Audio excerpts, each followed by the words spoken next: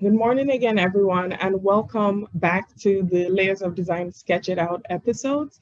I'm very excited to have these series starting again. It's been a couple of years, but I'm glad to start it. And this is our first Sketch It Out episodes in Atlanta. So before we begin, a couple housekeeping rules.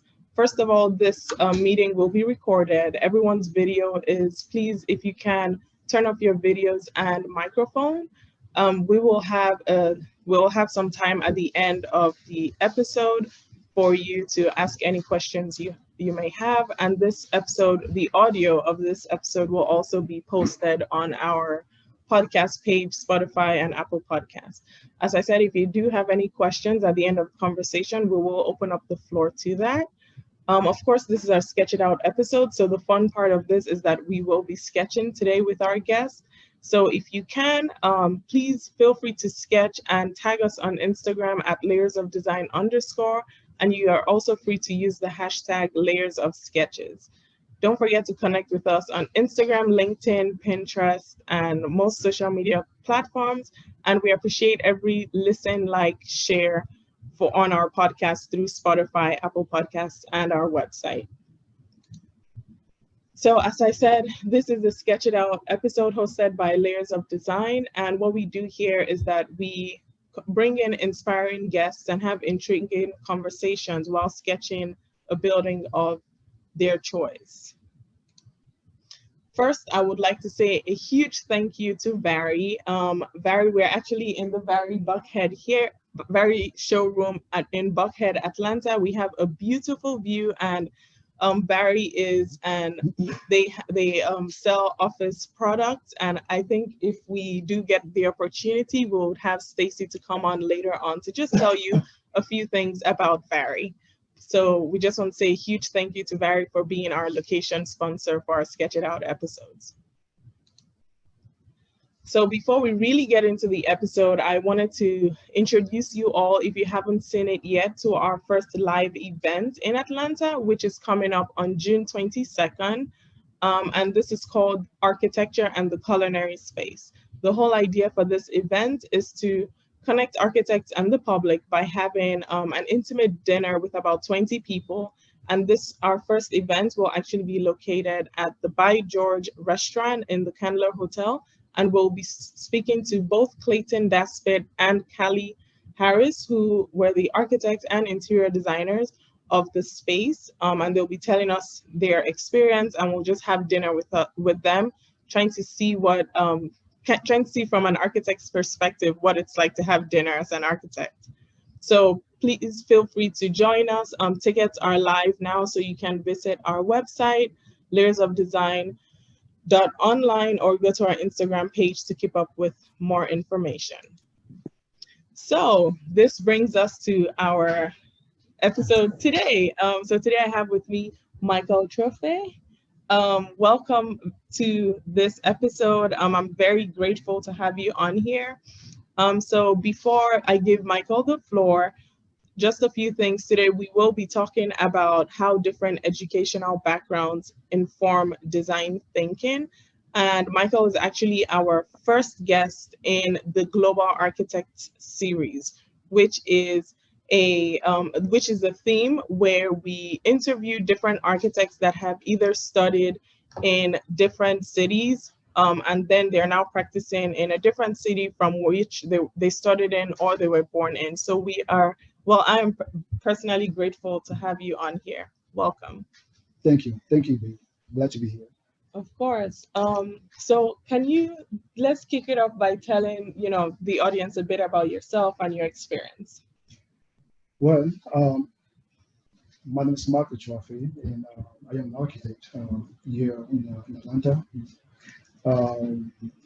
I am licensed to practice architecture in the state of Georgia, North Carolina, South Carolina, Mississippi, Florida. In fact, we want to be able to practice architecture throughout the whole state. I am also certified to practice architecture in Cameroon, which is my country of origin. Nice. Thank you so much for joining us. I have so many questions on that, but we'll get sketching and we'll start asking the questions. Okay, no problem. So today we will be sketching, this is an image that Mr. Michael chose, and we will be sketching the Hurt building. First of all, before we jump into your personal experience, can you please share with the audience why you decided to sketch this building today? I chose the Hurt building because this is actually going to be the new home of Tchouaffé Architects. So Tchouaffé Architects started in 2009 in the midst of the Great Recession. I actually started the firm in my small apartment. And then we moved to space in Riverdale. After that, we moved in downtown Atlanta on Peachtree Street, where we have a co-sharing space. But because the firm is growing, so we decided to get a larger space.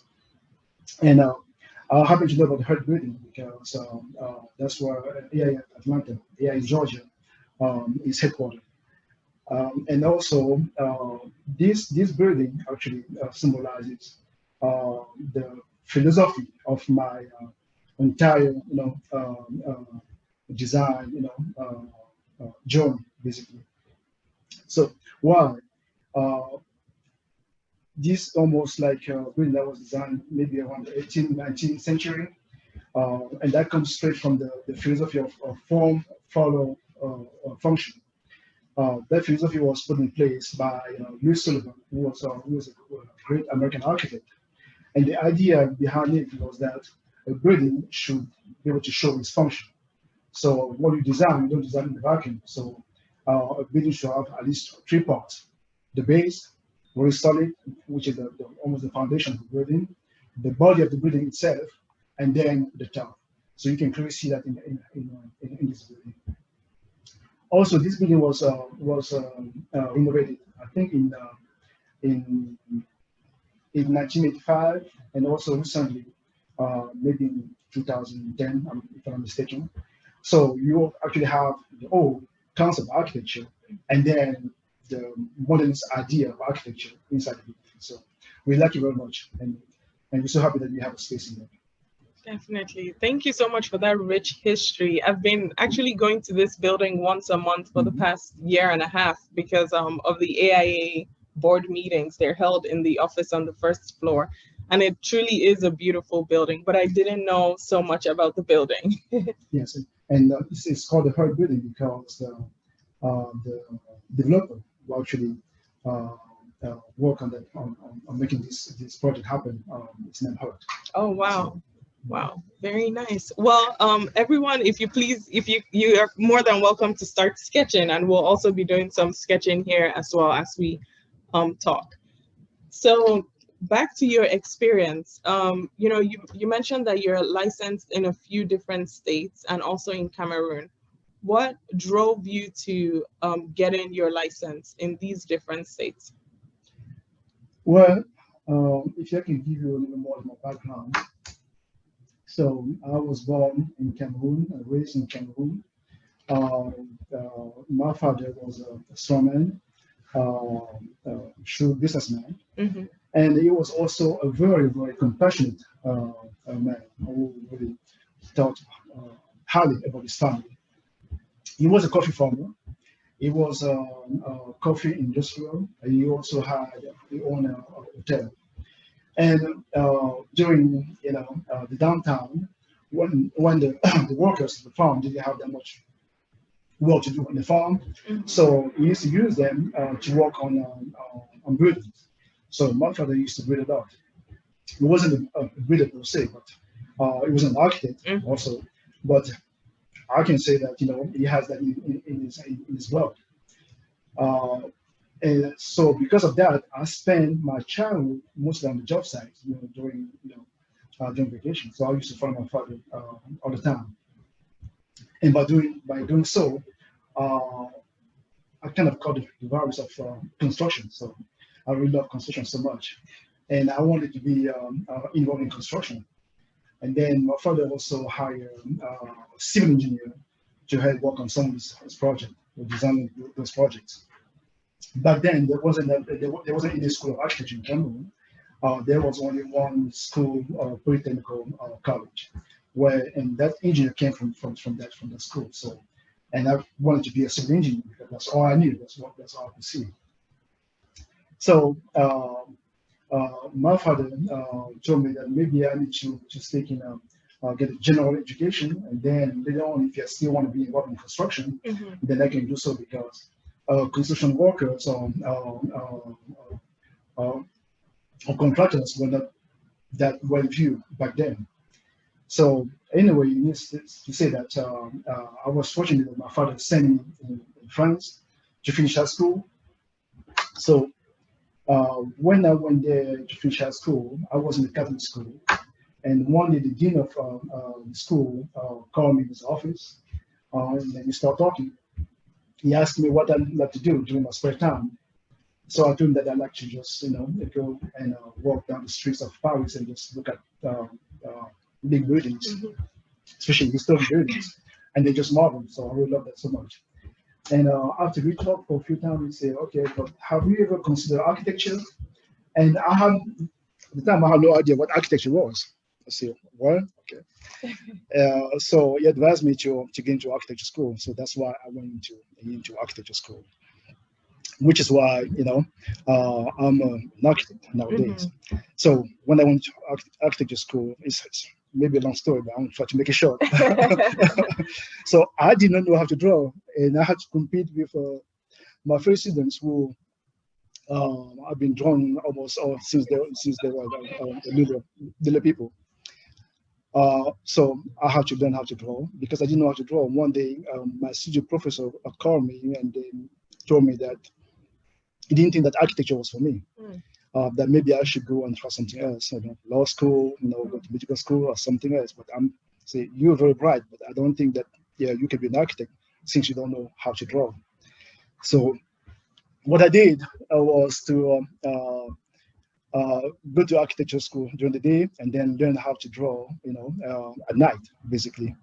And by the time I finished architecture, I was on top of my promotion. So, and I won a first prize. That was a full scholarship to come to the US and attend Georgia Tech, and everything was paid. So the same very professor saw me in the halls of the school when I had won that competition, which was based on my end of year thesis. So he told me that he was wrong, that he think that I would be a great architect. So that made me feel really, really good. Wow. So that's how I came here. And when I came here, I went to Georgia Tech. At the time, I did not speak in English at all. That was a huge challenge. So I used to walk around with a dictionary, French English dictionary. So that was way before Google, internet, and all that. So I used to, the friends of mine used to tape, the classes, and then I used to take that home and try to listen and then translate everything from English to French so that I can understand what was going on. And then I used to do all my papers also in French and then translate it in English. But the thing that really helped me out was that I could sketch. I could convey my ideas through sketch. So that kind of helped me out a lot. But after 3 years, I was able to get a master's degree, and I decided to stay to make Georgia my home. So I'm a quote unquote peach baby. And I've worked for several firms. And in 2009, I decided to go on my own. So the rest is history. Wow. So that is such an inspiring story, just from your educational background and your professor telling you that you should go try another field, and you just like working night and day to prove him wrong, and then you did, and you even got that scholarship to come to the United States to study. So did you notice, like, while taking your licensing exams for the US, what was the main difference between the US exams and the exam in Cameroon, or the certification? Oh yes, that's also a long story. So when I finished in France, so in France back then, After 6, 7 years of schooling, you had maybe 2 years to prepare your thesis. And the thesis was on the project that of your choosing, and you have a jury, so you have to go and work on it and then present it. And then after you have presented your thesis, if the jury deemed that that your thesis was accepted, then de facto you are an architect. So you can claim that you're an architect. You can, design and work on project as an architect. So, but so when I left France to come to US, in my mind, and also technically, I was already an architect. Yes. So, so after my master's, in my mind, I was still an architect, even in the US, even though that wasn't true anymore. Yeah. And then when I started working, I started my career. At the time when I finished, there was also a recession. It looks like in a profession, it's always very cyclical. So Yeah. almost every 10 years you have recessions. There was a recession back then, and I ended up working for a housing nonprofit organization. I remember that at the time, again, that's way before we go on the internet. I sent about almost 250 resumes, and at the end, I got 2 offers. One was with Atlanta Neighborhood Housing Services, again, which is a non-profit housing organization. The second kind of offer that I got at the time was from a firm. I don't know if I can call names or such firms, but that was from local architecture firm. But I decided to go with the housing nonprofit because most of the work was being done in the neighborhood, in our neighborhood, and I felt very much being part of that. So I always wanted to kind of give back. So for me, in my mind, I was working for my people, in my neighborhood, and so forth. So I worked for them for the neighborhood housing services, and then I moved to Savannah doing the same thing. And I wanted to go back into architecture now. That's why I realized that I was an architect, even though all this time I thought I was. Yes. So I had to.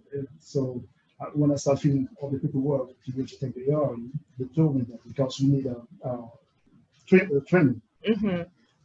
So they told me that everything I was doing cannot be used because I wasn't working on the registered architect. Wow. Because at the time with neighborhood housing services, all the rehabilitation work on low income housing were done through words, specifications.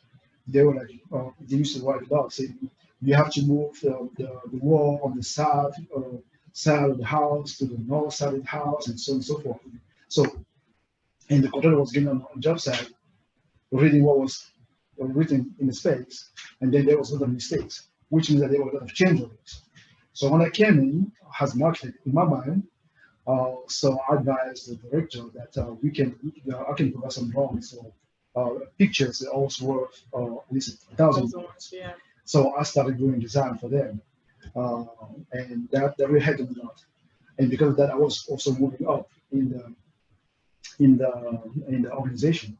So it was hard for me when I heard that I wasn't an architect and I have to go back and take the exam and so on and so forth. So because of the ARE, I have to quit that job.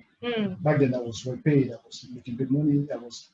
My work was being appreciated. I was in neighborhoods, and also we used to work in conjunction with the city. So I have to take a huge pay cut and go back into architecture. So I went to work for an architect in Hilton Head. So I thought I was in Savannah, and what happened is that that architect wanted me to move in Hilton Head, and at the time I was married and I had a child, and my wife then didn't want to move to Hilton Head, so I used to go back and forth. Then finally I moved back to Atlanta, so to work for firms and then get whatever I needed for the ARE, and I took the test and I passed it. And I remember when I got when I passed the last section, which was MEP. I was on my knees, just thanking God, because finally I was like, okay, I can clearly say that I'm an architect. Yes. So yes. Of course. Wow, that is such an interesting story. So, what made you decide to open up your own practice? So I always wanted to be on my own. Like I say, my father was a businessman, and just spending time with him, following him to meetings and the farm, work in the hotel. So I kind of learned that at some point in life you have to be on your own. Mm. So when finished architecture school, when I became an architect in France again, my goal was quite simple. My goal was that now that I'm an architect, I'm going to work because I was working in a firm back then uh, while going to school. So I'm going to continue with that architect, working for that architect for 1 year, and also I'm going to party a lot, have fun, and then go back to Cameroon and start my own firm. Okay. So that was my goal. Then, so when I got the opportunity for the scholarship, um, if I may add, I didn't really apply for that competition Mm. because being a minority, all I wanted was just to do the best project that I can do for my thesis. And then when I'm done, I knew that I was going back to Cameroon. But a lot of students, especially majority students, their goal was to finish and win that competition so that I could get a scholarship to come to the States. So for me, I never thought about it. And anyway, that was a long shot. So I didn't even bother to apply. So after I presented my thesis, was hugely successful, more than what I expected. So the secretary of the school that I used to go along with decided that that was such a great opportunity, and she went ahead and then she put my name Oh, into the wow. without even telling me. So I was just called to be notified that I had won that competition. Um, of course, my goal was still to go back home. Really, I mean, so that was going to change my plan. I said thank you, but they told me that I have 2 weeks to make a decision because there was a runner-up who badly wanted that scholarship. So I called my father and I told him about it, and I also told him my plan that I was coming home. And my father was like, "You crazy? That's what everybody wants to do." Because my father used to travel a lot, and he had come to America maybe twice in the South or 3 times, and so he thought that that was a huge opportunity. So again, I have 2 weeks to decide. Not speaking in English because I was in the French-speaking country, francophone, and um, speaking the French language very well. Educated in the French school, ready to go back home. So I did not care much for English. So, like I say, I had 2 weeks to decide. So I made a decision based on my father's advice to come. That was quite an adventure. So while going to Georgia Tech, I also have to take English class at night. So, and then finally, I graduated. So which is good. Nice. Yeah. So that's why um, when when I got registered, and then in 2009 with the recession, when I got laid off, I made maybe the fifth or sixth cut. The company that I was working for, I was like, okay, this is a sign from God. It's time for me to start my own. Yeah. Because while working for other firms and supporting the family, it was hard for me to just stop that paycheck, being the sole breadwinner for my family, and go and start a firm. Right. So I was like, I have no choice. And like I said, I started. It was one person firm for a very long time. Now we're growing, we're becoming a little more established. But the main question will be, why did I start a firm in Cameroon? So that's because of the respect that I had for my father. Really, that I wanted to go back and do what I've originally wanted to do, have a firm in Cameroon. Why? When my father sent us to France, there was 4 of us, brothers and sisters. And it took us, because my father was a very strong family man, strong but military man, and he was a patriot. That was somebody who has lived through the independence of many African countries, and there was also that pride of being independent. And his talk uh, to us was, you go to Europe, you go into school, you're gonna get all the degrees that you can get. And then, but once you finish, when you get all the degrees, you have to come back and help develop your country. So that was the, and I had it in mind throughout all my school years. So that's why I really wanted to go back to Cameroon and start my own office. So some, what, 30, 35 years later, I'm doing it now. So Wow, that's beautiful. again, I'm coming back full circle. Yes, full circle. So is your practice in Atlanta, what are you focused on? What sectors of architecture do you work in? So I was going to say that we whatever comes my way. Wow, I'm saying that I never wanted to be a niche architect. I'm trained as an architect, so I've feel that I'm capable of designing any kind of project. Mhm. So I'm not trained to be a specialist, but I also know that the market was going to dictate, what sector of practice we're gonna move towards. So we do commercial, uh, and we do a little bit of residential. So we're Okay. moving more into custom design for residential. We do institutions also, and we also now getting into government work. Nice. So So do you take that same approach with your practice in Cameroon? yes, that'll be the same approach. Yes, so we don't want to be a niche architect, Niche architect. and also based on experience. One of the firm that I used to work for used to do a lot of big box, design, Mhm. and one day, and that was almost 95, maybe 90 to 99% of the work was coming from that one client, big box retail. Yeah.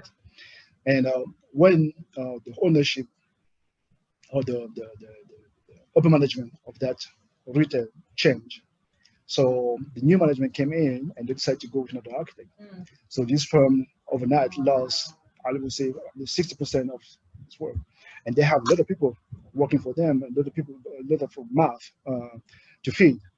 So they have to diversify. So based on that, when I start my own firm, I say I'm never going to be a niche architect Of because course. I don't know where the next project is going to come from. So whether if we don't have a little experience in one type of design, then as an architect, we do it in school all the time. We know how to do the research, Yeah. which talk to, I have to get that information for our clients.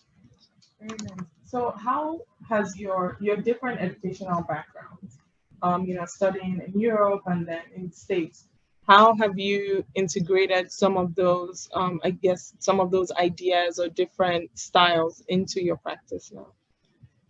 Uh, I would say just being from a different, origin from different country, different continent, just traveling and meeting so many different people. Uh, that forces you in life to be humble. Hmm. And because you're humble, then you have to listen more to your clients, Yeah.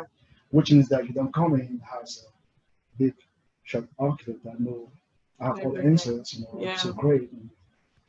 No, you become confident enough to listen to the client, and that's why in our own practice now, we have different type of projects because we understand, at least I understand that I'm not designing for myself. I'm designing for people, for the client, Mhm. which means that I have to take into consideration, what they uh, so that's also part of education. So being born in Cameroon, uh, I was say early achievement. I didn't have the language barrier. I knew what I wanted. I have a strong family, and I have that family structure that was there.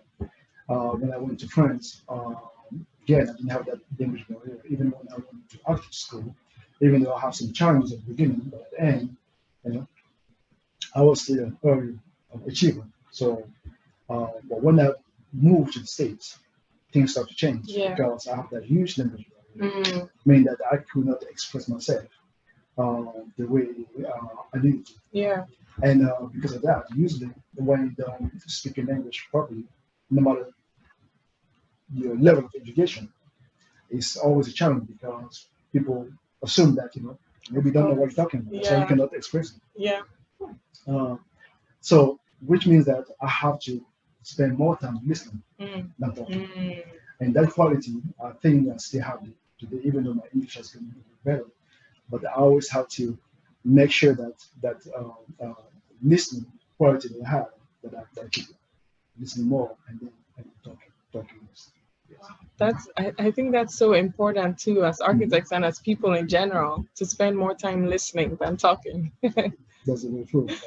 And also when I was defining my thesis, the thing that I developed is that design is a process, and I still use that nowadays. And on the other actually doing that. I mean, a lot of great architects have been doing that for many years. When it comes to form follow function, that means that you don't design the background. Yeah. When you start designing, you have to have some kind of guidelines. It's almost like music. You can have all kind of genre of music, different kind of music. You only have 7 notes to work with, and then you can juggle them. Same thing with the design. It's a process. At the beginning, you have few tools, but you can use the tools and design any kind of project. So going from form follows function, so I kind of develop my own process, which means that design is based on 2 axes. You have the economic axis and then the cultural axis. And then all these axes are tied together by the architectural concept. So when you go to the economic axis, of course, you have to deal with the budget. And then you also have to deal with the location, what the project is. On the cultural axis, you also have to deal with the program for that project and the background of your client. So you have to know where your client is coming from. And because you have to put all these things together, then that will dictate what your design is going to be. So, yes. I'll answer your question. Yes, you have. So, in your professional career, what have been some defining moments? Well, yes, there are so many. Yeah, can you name like your top 2? Yes, the top 2. Yeah. Is when I presented my thesis. Okay. In Paris. That was very something because I worked on the project after I finished my curriculum. I worked on it for almost 3 years, and my thesis was actually what so I call it adapted hospital. Okay. In Cameroon.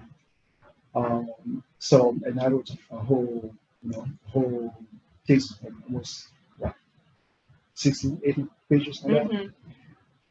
So the main goal of that thesis was to do the best product I can do, and at the same time helping developed countries like Cameroon, which means that I wanted to the design to use all local materials like adobe, straw for the roof, things of that nature, so that we can save money on construction and use good portion of the money saved to buy equipment for the hospital. So that one, which means that we're basically doing sustainability design back then. And I also work with a group of they're still out there called Cartel in the south of France, and they did a lot of research on adobe construction. So it was a good thesis at the end, so it was very successful. So that was a defining moment when I finished it. The only defining moment, like I just said, is when I passed the last section, the MVP. I was on my knees and was praying. Yes. One of the major defining moments of my career. Of course. Not my life. Yes. That's why I said of your career. So what we've heard a few, challenges that you've had being a global architect. Can you tell us some of the benefits you see? Yes, there are a lot of benefits. One technical benefit is that um, uh, if our firm in Cameroon, we still want to start it now, but we have a location, we have all the government paperwork that will allow us to practice.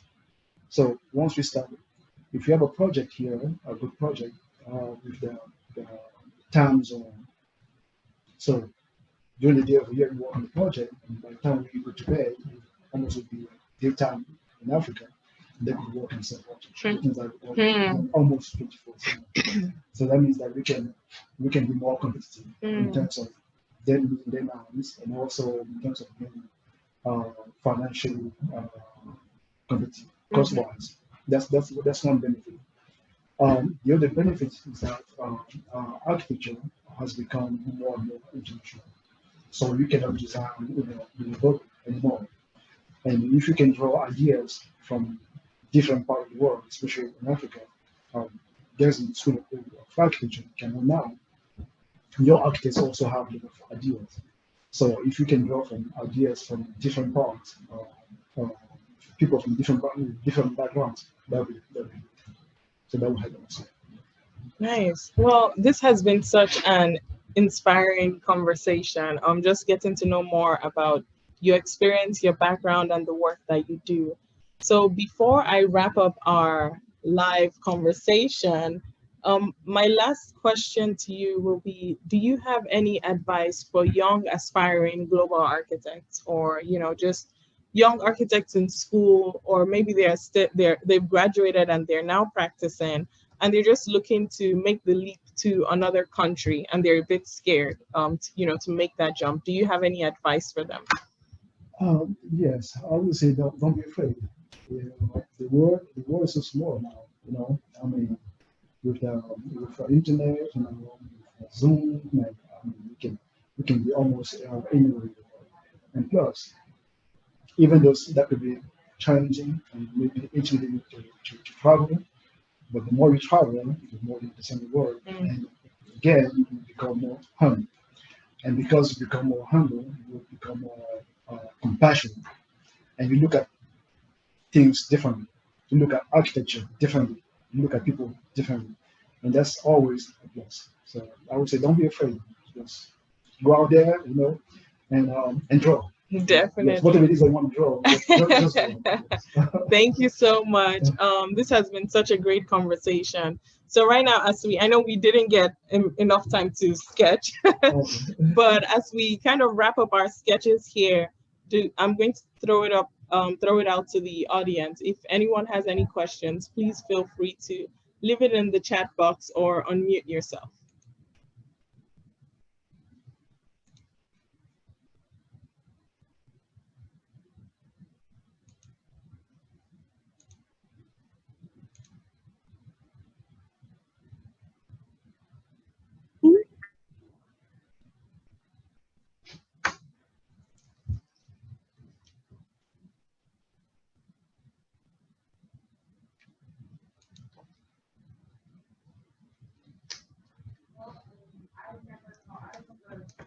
Any questions?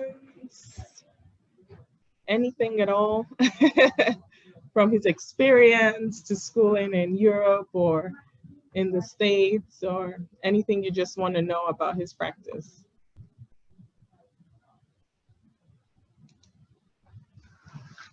Do you have any questions as we kind of wait for questions? Yes, my question will be for you. So, what did you to start on this? Because I mean, like I mentioned to you before, this is absolutely wonderful what you're doing. Thank you. So what made you kind of start this whole process? Well, for the podcast in general, I was really looking to find my voice again in the Hello there. architecture. I think you have a question in the chat box.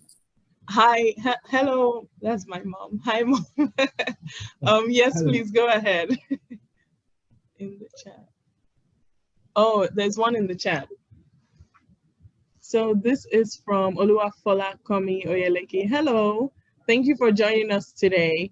So her question is, what resources, books, audios that can better inform one in the industry? Yeah, there are just so many different books that you can get, that can help you out. But there's one book I think it's uh, I'm trying to remember the title of that book, which is about design. Uh, and that book talks about the love of design.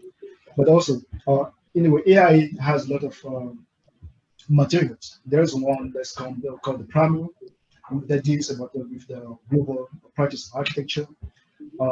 It's about 180 pages long, but that will give you all the details that you need to know about architecture in the US and also architecture abroad. Okay. Mhm. So that it's called Yeah. the primer? The Primer. Okay. Yes, and you can get it on AI.com. And I know of it because I'm also a member of the global practice committee. So my year is going to end. Actually, I'm going to roll off this year. This year. Wow, thank you for that.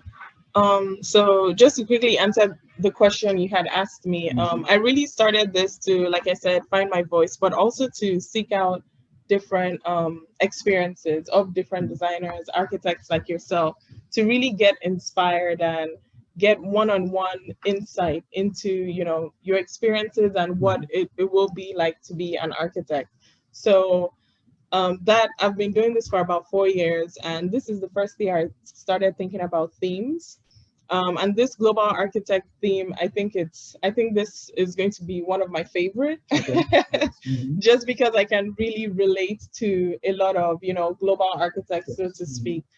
Just being an international student and just facing different challenges, and also now seeing the benefits of, you know, the whole process. But yeah. That's great. And also in terms of books, we also have, I would say, maybe try to look up a bit of architects. People like Frank Lloyd Wright, they wrote a lot about architecture, mostly through essays, and they also talk about the work. There are architects like Le Corbusier. They talk a lot about the work, and they have written books. African architects, so you have people like the Senegalese architect Mujabi from Senegal. He used to be my hero when I was in school back then. So they wrote a lot of he wrote a lot about architecture. You have David Ajay, who's British, but from Ghana. So he wrote a lot about architecture, many about his projects. So those architects, when they write about the projects, they also write about architecture, how they see architecture, how they design, and what philosophy is behind the architecture. So those are the few that I would recommend. So if you Google them, you will see what they have written, and they can help you out. So thank you so much. If anyone wants to connect with Mr. Michael, I would leave on my LinkedIn page. I did tag him in the post, and after this episode, I would also leave just the links to his website under the show notes once we publish the audio for this episode in about 2 weeks. And if anyone did any sketches and you would like to share your sketches with us, please feel free to either send a picture in the chat or turn on your video and show us your sketches. Would you like to share your sketch? Sure. Yes. So how much share that? You can just put it up to the. Okay. Yeah. So again, this. I think we might have to get a little bit closer. Yeah. Okay. So the sketch that I have is the building where we are going to be moving in, the Herd Plaza. And then what I like about it, if you look at this first sketch, which is almost like a side plan, the building has a V shape because the lot in which the building stands is almost like a triangle. I think it's called of Edgewood and maybe Herd Plaza, I believe. And because it's a triangular shape, now they want to maximize the square feet of that building. So which is why the building has a V shape. V-shape because they want to get light inside the building from the middle, which is what they have that cut out right there. And you will see that all the vertical circulation of the building will be right there. And our office on the 12th floor is going to be that corner, the little corner right there. So what I'm showing this site plan is that in my office, the way we design, especially new construction, we start with the site. So the site will give you the shape of the building. So you have the site, you have the program, you have the class background, and then you also have the objective. What is it that the client wants to accomplish? New materials, technology can help you design any kind of building the way you want it, almost anywhere in the world. So you have to have those guidelines. One of the main guideline that we start with is the site, and then that's the corner shape of that building. Okay. Thank you. That was so Thank nice. you.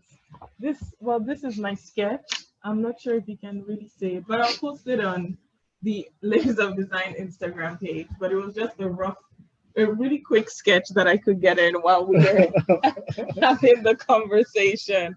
And over here is Stacy, actually from Barry.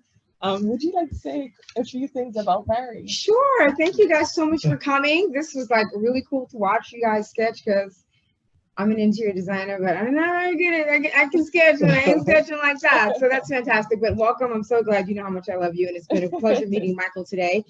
Very is, we used, Very desk. Now we're Very, but we have a whole suite of office furniture solutions. So just go to very.com and you can get with this beautiful woman right here. If you guys need some office furniture, but thanks. Thank you so we love much, having Stacey. you guys. Thank you for you. letting us use your space today.